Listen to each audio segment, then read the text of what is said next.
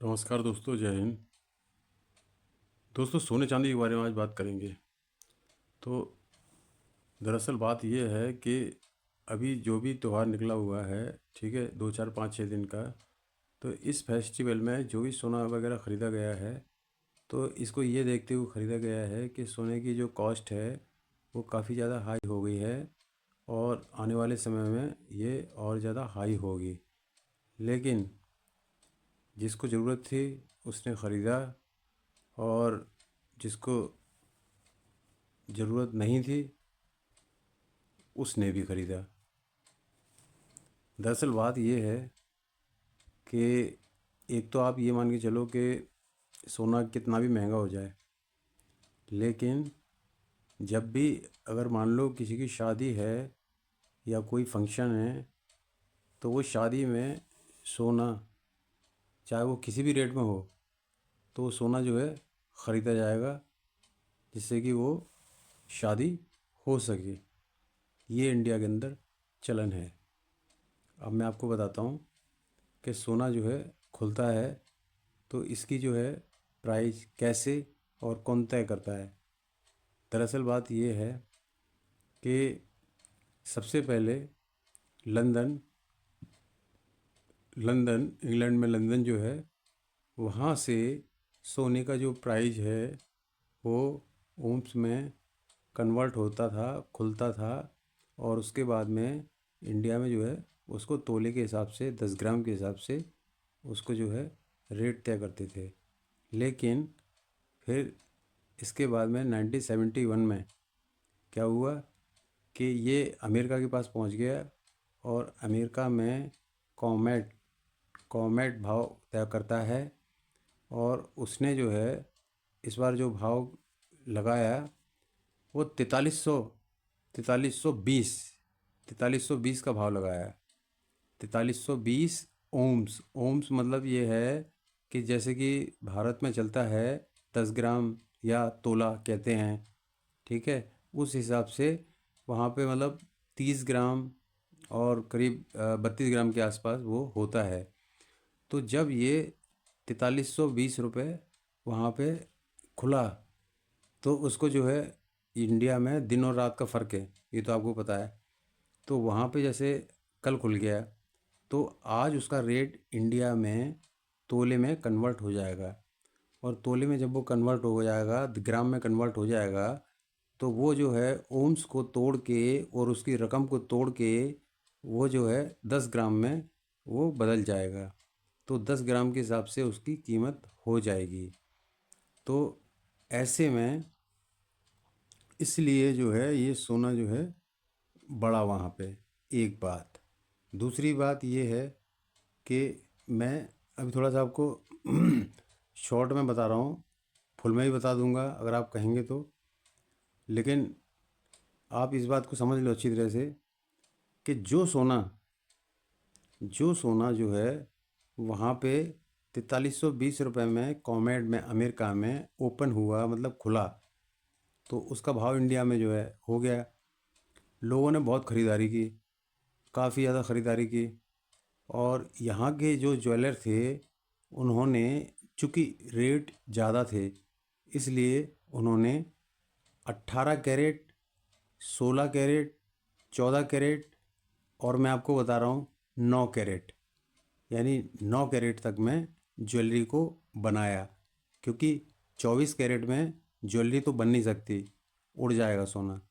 इसलिए उन्होंने 9 कैरेट से लेकर के और 18 20 22 कैरेट तक उन्होंने सोने को बनाया। इसलिए क्योंकि जिनके पास पैसे कम हैं वो इसको जो है अफोर्ड कर लें और ज्वेलरी को ले लें।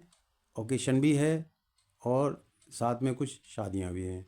हालांकि ये मैं पहले बता चुका हूँ, सोना कितना भी महंगा हो, पर अगर शादियाँ वादियाँ होती हैं तो फिर ये वो ख़रीदा ही जाएगा। उसमें कोई वैल्यू नहीं रखता कि वो कितना महंगा हो गया है, क्योंकि वहाँ पे फॉर्मेलिटी पूरी करनी होती है। अब बात ये है कि जो डॉलर है, तो सरकार, ख़ास तौर से अमेरिका की, तो जिसको जो हम ट्रम्प कहते हैं और झूठ बोलने में माहिर है, तो लेकिन उसको कहीं ना कहीं एक थैंक यू तो देना पड़ेगा उन जनता के लिए जिन्होंने अभी कुछ दिनों में, कुछ महीनों में सोने को ख़रीदा, और ख़रीदने के बाद में जब इसका भाव ज़्यादा हो गया, 4320 रुपये वहाँ के हिसाब से, ठीक है, जब सोना महंगा हो गया तो उन्होंने उस सोने को बेच दिया, सेल आउट कर दिया, और पैसे उन्होंने खड़े कर लिए।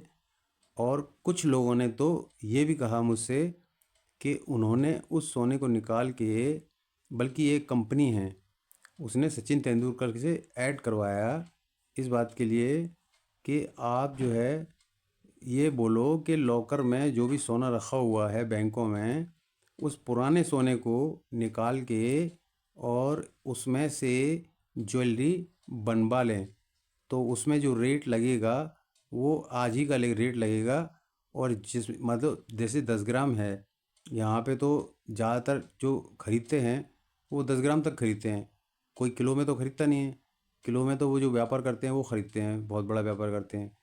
तो वो उन्होंने ना उसमें से ना, जैसे एक तौले 10 ग्राम, एक तौला थोड़ा ज़्यादा होता है 10 ग्राम से, मैं 10 ग्राम का एग्जांपल ले रहा हूँ।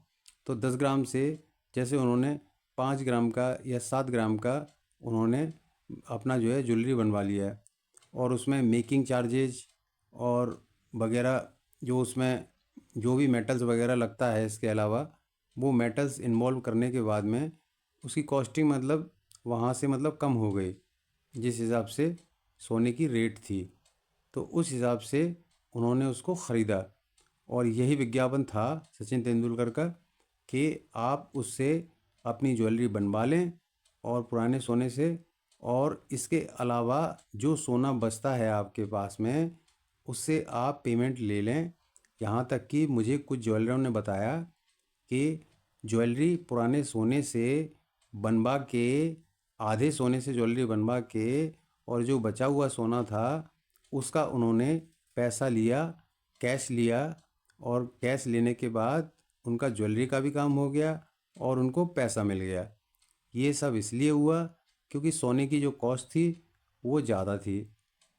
अब दूसरी बात पे आते हैं कि ये सोने की जो कॉस्ट थी वो ज़्यादा हुई, तो अब इसमें दो तीन कारण फंसते हैं। अगर कोई व्यक्ति ये सोचे कि इन्वेस्ट करता है, जैसे एमसीएक्स में इन्वेस्ट करता है, तो एमसीएक्स में जो इन्वेस्ट करता है तो उसमें कोई फिजिकली तो सोना होता नहीं है कि ये रॉड दे दी, ठीक है, ये बिस्किट दे दिया और ले लिया। तो वो होता है कॉन्ट्रैक्ट बेस। तो कॉन्ट्रैक्ट बेस में ये होता है कि महीने में एक बार उसकी एक एक्सपायरी होती है। जैसे मैंने 1 किलो सोना ख़रीदा या आधा किलो ख़रीदा, जो भी ख़रीदा, तो उसकी एक एक्सपायरी डेट होती है महीने में 29 तारीख। तो वहाँ पे जाके वो तय होता है कि यहाँ से वो डाउन होगा या मतलब अप होगा वहाँ पे। तो ये तो उसकी डेट हो गई।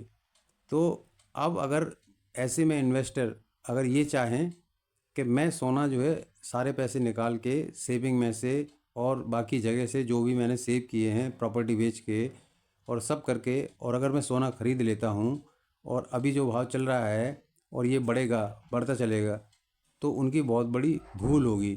हालांकि मैं विशेषज्ञ नहीं हूँ सोने का, लेकिन फिर भी मैं इस बात को जानता हूँ और इस बात को आपको बता रहा हूँ।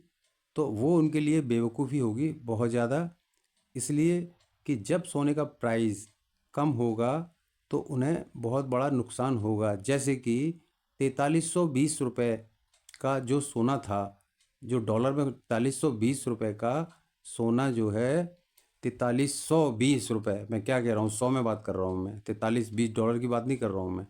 तब ये सोना था, तो वहाँ से ये जो है 40 पे आया, तो 40 पे आया ये, तो 40 पे आने के बाद में ये घट गया। तो सब लोगों ने ये सोचा कि भाई सोना थोड़ा घट गया, अरे अब सोना घट गया। तो अब जब उन्होंने ट्रेडिंग की थी और उन्होंने जो परचेज़ किया था तो वो भी घट गया, तो उनको लगा कि ये तो घट जाएगा, तो उन्होंने फटाफट जो है क्या नाम है उसको जो है सेल आउट कर दिया, ठीक है। और इसके पहले जिन्होंने ख़रीदा था, ठीक है, एमसीएक्स में, तो उन्होंने उसमें मतलब जब ये 4320 के रेट पे था तब उन्होंने इसको जो है सेल आउट किया, तो उनको प्रॉफिट हो गया। और प्रॉफिट जब उनको हुआ तो उनको लगा कि नहीं साहब ये प्रॉफिट मतलब हो गया, मुझे मैंने 10 रुपये का ख़रीदा है और 15 का बेच दिया, मुझे 5 रुपये का प्रॉफिट हो गया है, तो इसी तरह से प्रॉफिट होता रहेगा, तो मैं जो है आगे फिर ख़रीद लेता हूँ।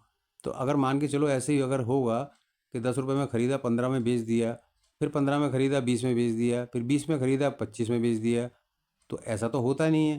क्योंकि MCX में जब भी शेयर चलता है या सोना चलता है, कुछ भी चलता है, तो वो मतलब मेरे पास कोई अभी कोई बोर्ड तो है नहीं है जो मैं आपको बता सकूं, बोर्ड में समझा सकूं, लेकिन वो चलता इस तरह से है कि अगर ये चला, ठीक है, ये अप हो गया, ये अप होने के बाद में फिर ये डाउन हो गया, डाउन होने के बाद में फिर ये अप हो गया और फिर ये डाउन हो गया। तो अगर हम इसको लॉन्ग टर्म में देखेंगे, शॉर्ट टर्म में देखेंगे, तो वो ये करेंगे, जो इन्वेस्टर हैं छोटे मोटे कम जानकार, तो वो क्या करेंगे कि अपना थोड़ा बहुत प्रॉफिट लेके, जब वो अप होगा थोड़ा बहुत प्रॉफिट लेके और उसको सेल आउट कर देंगे और प्रॉफिट को रख लेंगे, सेव कर लेंगे। लेकिन उनको ये सोचना चाहिए, मेरे हिसाब से ये सोचना चाहिए, कभी भी सोने में अगर इन्वेस्ट करे तो इस चीज़ को वो भूल जाए कि उसका रेट अभी कम हो गया है या बढ़ गया है, ज़्यादा है। 3 से 5 साल के लिए वो जो है इन्वेस्ट करे, और 3 से 5 साल के लिए वो इन्वेस्ट करे, पीछे मुड़ के न देखे बिल्कुल भी, तो उसको जो परिणाम मिलेगा वो बहुत अच्छा मिलेगा। एक बात। दूसरी बात ये है कि अब जैसे मान लो अगर सोना ही बढ़ता रहा, सोच के देखो आप, सोना ही अगर बढ़ता रहा, तो सोना के बढ़ने से जो डॉलर की बादशाहत है 1971 में, जो गोल्ड की बादशाहत थी, गोल्ड के हिसाब से तय होता था किस देश के पास कितना गोल्ड है, उसके हिसाब से ही उसकी इकोनॉमी तय की जाएगी और उसकी करेंसी तय की जाएगी कि वो कितना पैसे वाला है और कितना जो है पैसा छाप सकता है, कितना करेंसी जो है मतलब अपना चला सकता है। और ये 1971 में अमेरिका के एक राष्ट्रपति, उनका अभी तो मुझे नाम ध्यान नहीं आ रहा, उन्होंने इस पॉलिसी को चेंज कर दिया। उन्होंने चेंज करने के बाद में, और उन्होंने डॉलर को मद्देनज़र रखते हुए कि डॉलर की बादशाहत बनी रहे, इसलिए उन्होंने डॉलर को जो है मान्यता दी, और तब से लेकर के आज तक जो है डॉलर ही चल रहा है। अब यहाँ पे ट्रम्प आए तो ये उल्टे सीधे फैसले ले लेते हैं। इनके साथ एक लॉबी है, वो इनको एडवाइस करती है कि आपको किस तरह से करना है, क्या करना है, ठीक है। इन्होंने सोना तो ओपन कर दिया जो 4320 में, लोगों को लगा कि सोना बढ़ गया है, लेकिन उसके बाद में सोना कम हो गया, ठीक है, वो 4000 पे आ गया। जब 4000 पे आ गया सोना, कम हो गया, लेकिन उसके बाद में 1-2 दिन बाद ही वो सोना 4100 पे सोना आ गया, 4110 पे वो सोना आ गया, यानी सोना महंगा हो गया 4110 पे, हालांकि 4320 से कम था। 4110 पे सोना आ गया, तो फिर वो सोना, तो इन्वेस्टरों के दिमाग में बस यही आया सब लोगों के कि कुछ ऐसे इन्वेस्टर होते हैं MCX वाले, और कुछ जो है फिजिकल वाले होते हैं कि भाई सोना ख़रीद लो, सोना ख़रीद लो, सोना बढ़ेगा और आगे काफ़ी जो है मतलब फ़ायदा होगा, ठीक है। तो अगर ख़रीदें तो लॉन्ग टाइम के लिए ख़रीदें, शॉर्ट टाइम कोई मतलब नहीं है कि आज ख़रीद लिया आपने समझिए 10 रुपये का और कल आपने 12 रुपये का बेच दिया, तो इससे तो कोई मतलब नहीं बनता। ये तो मैं बता चुका हूँ। अब हुआ क्या है कि सोने की जो कीमत होती है 2-3 चीज़ों पर निर्भर करती है। वो ये कि जैसे कि रूस और यूक्रेन, इन दोनों में जो है युद्ध चल रहा है बहुत ज़्यादा। अब जो युद्ध है वो बहुत ज़्यादा भीषण हो गया है, और ट्रंप ने लाख कोशिश की कि इसको जो है मैं ख़त्म करा दूं और इसको जो है मतलब बंद करा दूं, किसी भी तरह से मेरा नाम भी हो जाएगा सब बातें, लेकिन वो पॉसिबल नहीं हुआ, बल्कि वो भीषण हो गया।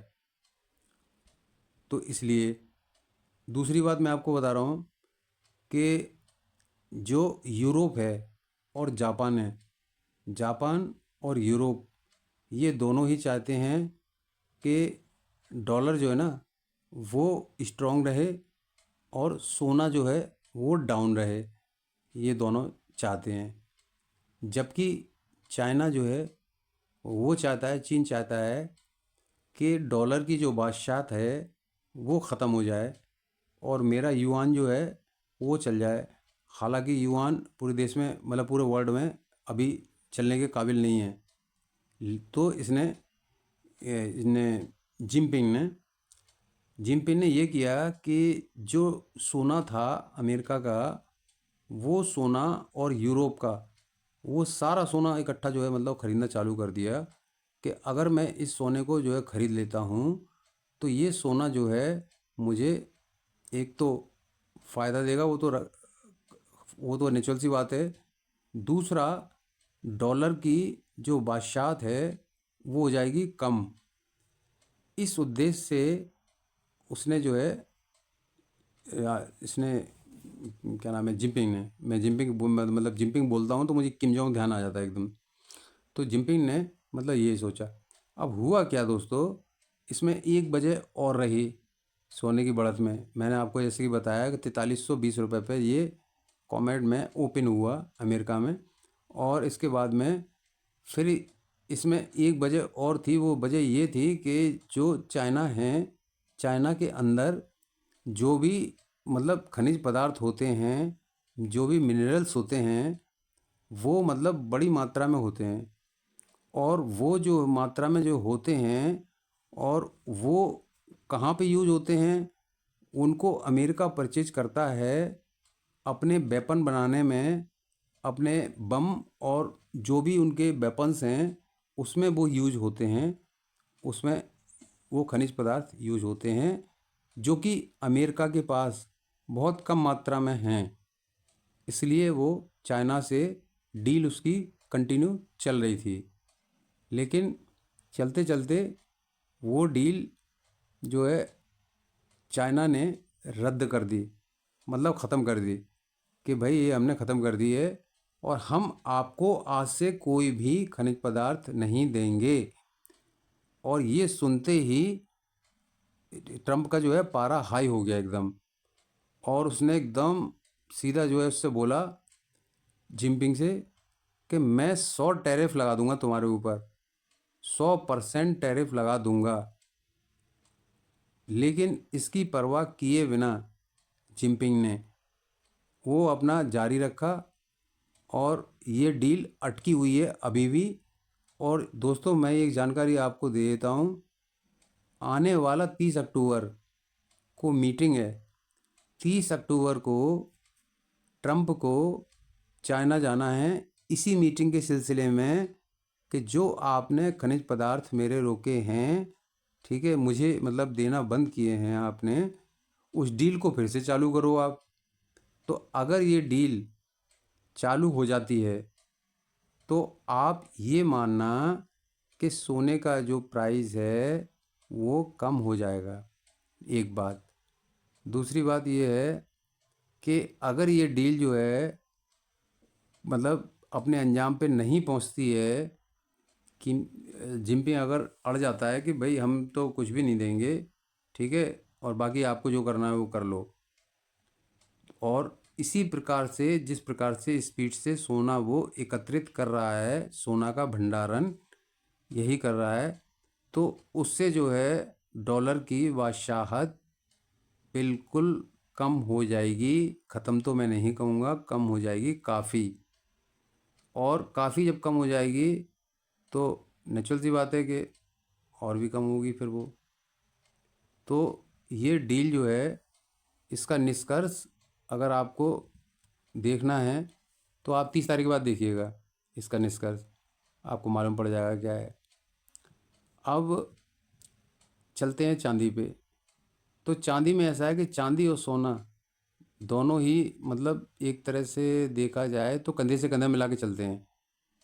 कभी ऐसा होता है कि चांदी, कभी ऐसा भी हो सकता है कि चांदी ऊपर सोना नीचे, कभी चांदी और सोना बराबर, ऐसा भी होगा। क्योंकि उसका मेन कारण ये है कि जो चांदी यहाँ पे बढ़ी, ठीक है, तो वो चांदी यहाँ बढ़ी, तो आप ये मान के चलो कि जितनी चांदी निकाली जाती है 9 मिनट में खदानों से, तो 6 मिनट में उसका कंजप्शन हो जाता है। यानी जितनी चांदी निकाली जाती है उसका 6 मिनट में कंजप्शन हो जाता है। कैसे?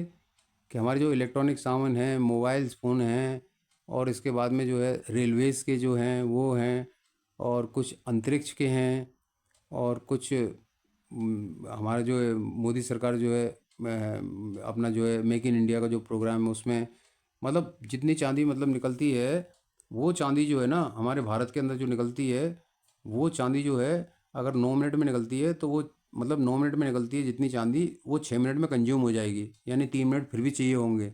इसलिए तो ये भाव भी जब खुला वहाँ से, ठीक है, तो इसलिए चांदी भी महंगी हुई, तो दोनों चीज़ें महंगी हुई।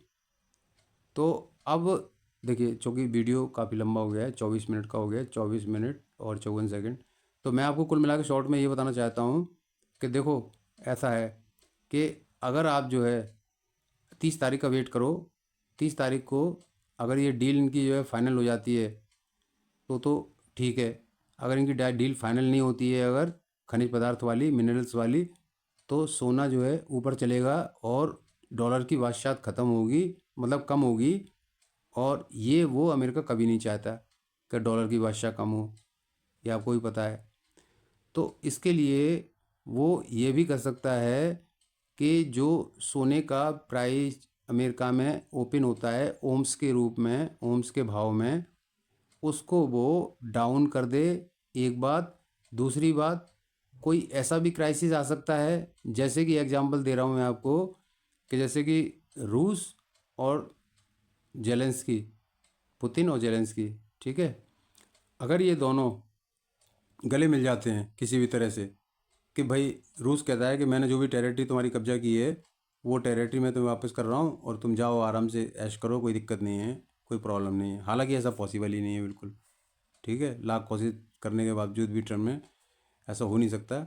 लेकिन थोड़ी देर के लिए मान लेते हैं कि अगर ऐसा हो जाता है, अगर तो ऐसा अगर हो भी जाता है, तो आप ये मान लो कि जो प्राइस हैं इसके डॉलर के, इसके सोने के, वो प्राइस भी डाउन हो जाएंगे।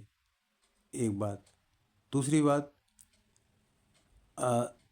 ताइवान और चाइना दोनों बिल्कुल संघर्ष के रूप में मतलब खड़े हुए हैं, ठीक है। और तीसरी बात ये है कि देश के अंदर कुछ ऐसी, देश ने वर्ल्ड के अंदर कुछ ऐसी छुपी हुई बातें भी हैं। अगर इनका क्राइसिस हुआ, अगर इनका क्राइसिस हुआ तो आप डेफिनेटली समझ लेना, डेफिनेटली सोने के जो भाव हैं वो आज जो भाव हैं उससे कई परसेंट ज़्यादा होंगे, यानी मतलब बहुत ज़्यादा होंगे। इसीलिए सेंट्रल बैंक ऑफ इंडिया और बाकी जितनी काफ़ी सारी बैंक हैं, उन्होंने ख़ास तौर से सेंट्रल बैंक ऑफ इंडिया, उन्होंने सोने का भंडारण बहुत ज़्यादा करना स्टार्ट कर दिया है। जबकि हमारे हमारे जो क्या नाम है देश है, उसके पास में मतलब 25 टन, आप क्या समझ रहे हो, 25 टन सोना अभी है।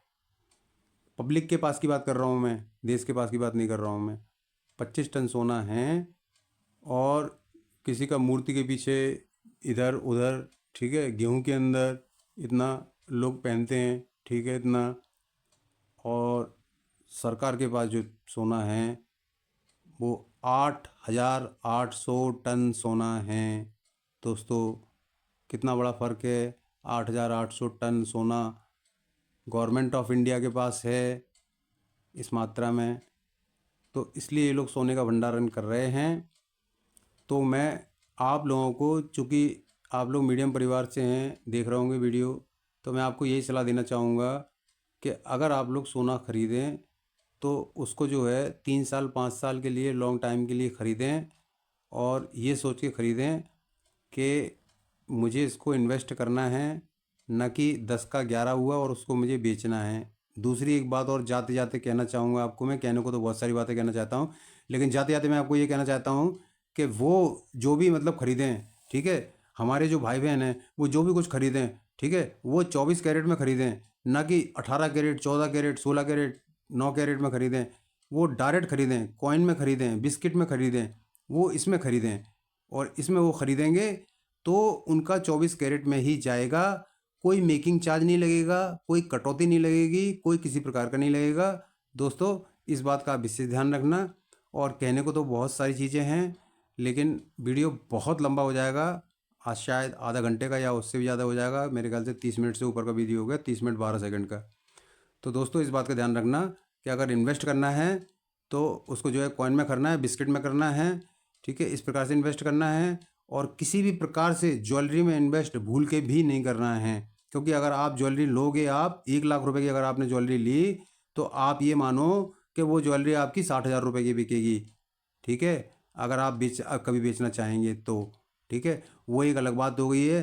कोई त्यौहार है, ओकेशन है, शादी है, प्रोग्राम है, तो उसमें कोई व्यक्ति खरीद रहा है, तो वो जो है होलोग्राम के साथ में 22 कैरेट की खरीद रहा है, उसको भी ज़्यादा नीचे की ना खरीदे, समझे, वो खरीद रहा है। अगर उसके पास पैसे की तंगी है तो अलग बात है कि वो जो है 14 कैरेट की खरीद रहा है या 9 कैरेट की खरीद रहा है, ठीक है, वो अलग बात है। अदरवाइज जो है, जो इन्वेस्टर हैं, ठीक है, फिजिकल हों या MCX वाले हों, वे इस बात का ध्यान रखें कि लॉन्ग टर्म के लिए ख़रीदना है। वो लॉन्ग टर्म इतना भी लॉन्ग टर्म नहीं है, 3 से 5 साल का लॉन्ग टर्म है। इसको देखें, क्योंकि कुछ छुपी हुई चीज़ें हैं इस पूरे संसार के अंदर, जिनको मैं मतलब क्या मैं बताऊं, इनको अगर बताऊंगा मैं तो टाइम लगेगा।